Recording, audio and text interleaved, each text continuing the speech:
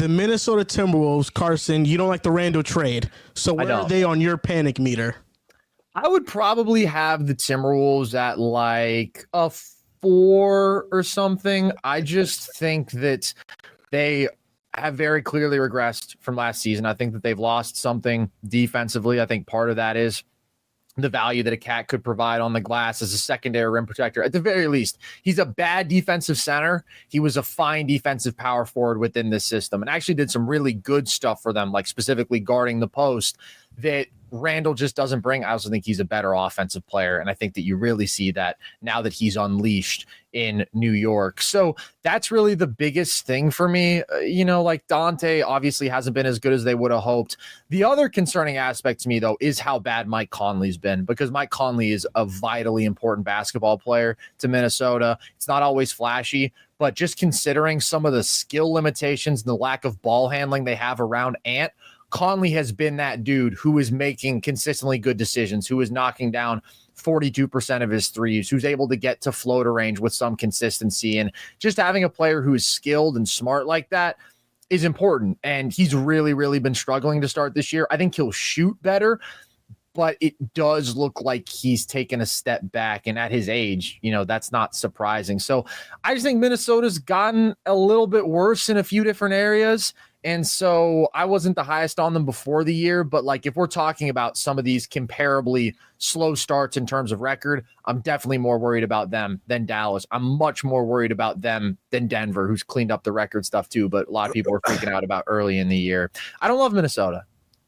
Are you more worried about the Suns, or are you more I'm more worried about Minnesota for sure. I've been impressed by the Suns. I mean, the Suns suck because they're not healthy right now. And they won a lot of clutch games when KD was on the floor. They weren't like a juggernaut 8-1. They were like we won 6 clutch games 8-1. But the areas that I was looking for them to improve, especially defensively, getting more athletes on the floor with Royce O'Neal and Ryan Dunn, they've improved there.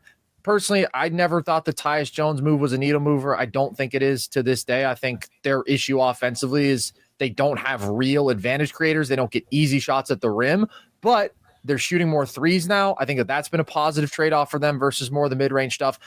Phoenix, I viewed as being probably a tier below Minnesota coming into the year, and now I actually think that Phoenix is a slightly better team than Minnesota when they're at full strength.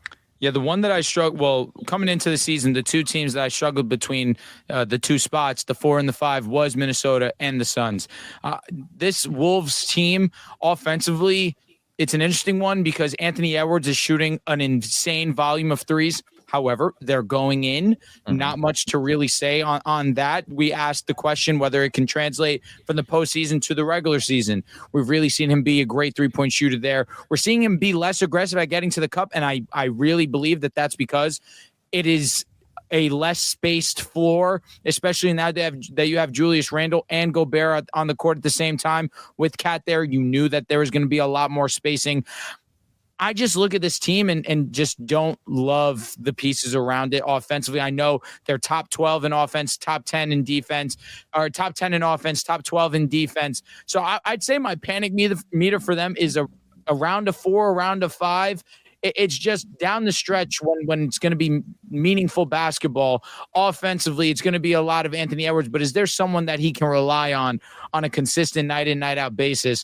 And I know Karl Anthony Towns wasn't that for him consistently, but in the series to get to the WCF, Karl Anthony Towns was that. Can Julius Randle be that? That's something I'm unsure of. That's where I have my reservations with the Minnesota Timberwolves. Can't really trust this offense. Not sure. I believe I agree with you. The volume of threes, that's been exciting. Can I trust the 3-point shooting for the Minnesota Timberwolves? Is Anthony Edwards going to continue to shoot at this crazy of a clip? That's something I'm unsure of, especially when I look at the surrounding pieces. And now recent report coming out that Dante it can be a potential trade piece. That's another shooter that you're losing. That was supposed to be a positive when you traded Karl Anthony Towns. You get more help on the perimeter and you get more spacing. I guess the only positive to come from that is maybe we see more minutes from Rob Dillingham and you can see what the kid gives you. But outside of that, I really do have my reservations about how sustainable is this 3-point onslaught by the Timberwolves. I'm pretty worried about Minnesota, and maybe I'm falling into the first year new team experiment. First year with Cat and Rudy wasn't good either, and it looked awful, and everybody was panicking on Minnesota. But I feel like this team has a different vibe to it. Would any of you guys be surprised if in 2 years half of Minnesota's starters weren't on the team? Mike Conley, Randall, and Gobert. No, yeah, sure. I was thinking Jaden. Well, I think Jaden is still a long-term piece for them. I do, even if the offense isn't what you think. No, he was available, brother. You got to hold on. I get it. He's far from untouchable. Right now, Rudy Gobert, I don't know if he's going to be on his team in 2 years. Julius Randle, I think they made the Cat trade to get off of Cat's contract. I don't believe Minnesota and Tim Connelly. I don't believe he made the trade because he wanted Minnesota to make it back to the conference finals. I believe he made the trade because he said, listen, we're going to have no flexibility and we have to have some flexibility to build around Ant when he's in his prime. So I'm not surprised that they're worse right now. And then Conley's aging. Like, I think the Timberwolves are heading into a new era. And if we're talking about this current Timberwolves team, my panic meter is pretty high. It's like at a 6 or 7 because I don't think this is the future of the Timberwolves. I think this was a stopgap year, and let's get off the books. Let's get clean. Let's have some flexibility, and then let's move forward. I never believed this was going to be a better team than the team that made the conference finals last year. Yeah, I think I'm right between y'all. Like, I'm right in between the both of you guys. One's on top, one's on the bottom. Who has your backside? I don't really know. It's however you want to picture it, man. It's your fantasy. But I'm like right at 5. Who do you have in front of you? You'll be next. Oh, here we go. I like that. Let me ask you a question. If you have a man and a female, right, and they're ass naked, and there's you have to get between them, right? He's asking the important question. Yeah, which way are you going? Are you going dick to a female's vagina, or are you going dick to dick? Can I ask a question for Dels real quick first? Can we swap the woman out for a man? Yeah, let's do that. Let's swap. Okay. All right, which way are you going? Who says? Well, if it's 2 men, I mean, what am I like? Woman and male. What you doing? Which way you you have going? to go tip to tip, man. You have to show dominance. Tip to tip. You have to show dominance. You can't back down. I didn't even realize that was an option. I thought that we were like in a single file line. Like, no, you got to push your way through. No, on the left, on the right, you got to squeeze right through. No, either way, you're touching something. Yeah, you got to go tip to tip, man. I mean, I don't know. Ass to dick, man. The grown ass man. If you go butt to tip, I can't, because this is the thing, Drew. While you're going tip to tip, you got to look him in the eye. Yeah, exactly. And you make sure you let him know. I'm the man. I can't do that. I'm not worried. I go tip to tip, and I don't give a fuck. I'm going ass to dick. Do that. I need to look at that woman at all times. I mean, that's nothing new for this guy. Nothing new at all. Nothing new. Dels, you're Timberwolves conversation. Timberwolves. Okay, so I had Timberwolves, like I mentioned, between you guys at a 5. The reason is because last season, Joel, you were super high on them, so I want to give you credit.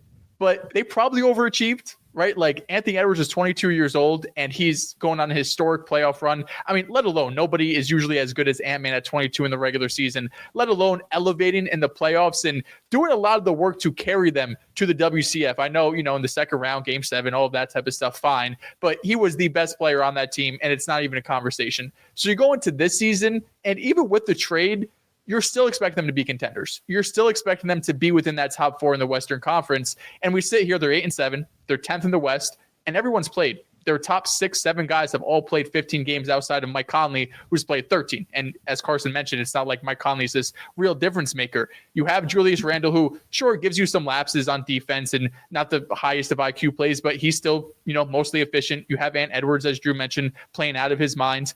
Jaden McDaniels is a separate conversation because I mean, he was supposed to be the guy next to Ant, right? He was supposed to be the Jaylen Brown and Jason Tatum. Not looking great right now. So that's probably their biggest issue outside.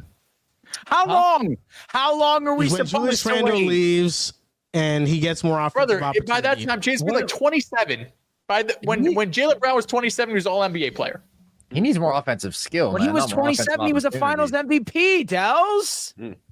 Oh shit! I think he's 28. Facts. The vibes are just off in Minnesota. I think that's the biggest thing. The vibes are just off. Well, So that's where just do you the think second biggest thing to the fact that they fumbled the offseason. And like, honestly, maybe my number should be higher because I was coming into this like I wasn't that high on Minnesota before the year. They've underwhelmed, but like big picture, I think that they messed up. I think that although it was an outside shot, they had a title window open with Cat because I believe in him that much more as an offensive number two. And I think they're better on both ends of the floor with him. And I think specifically, right? I mean, Denver isn't the top dog in the West anymore because that's OKC now, in my opinion.